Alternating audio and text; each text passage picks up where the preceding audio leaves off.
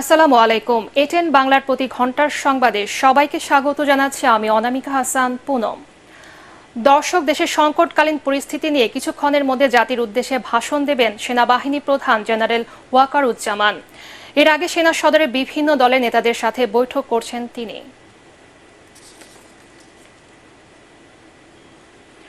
দুপুরে সেনাবাহিনী প্রধানের বক্তব্য দেওয়ার ঘোষণার পর থেকে রাজধানীর রাস্তায় নেমে এসেছেন লাখো ছাত্র জনতা।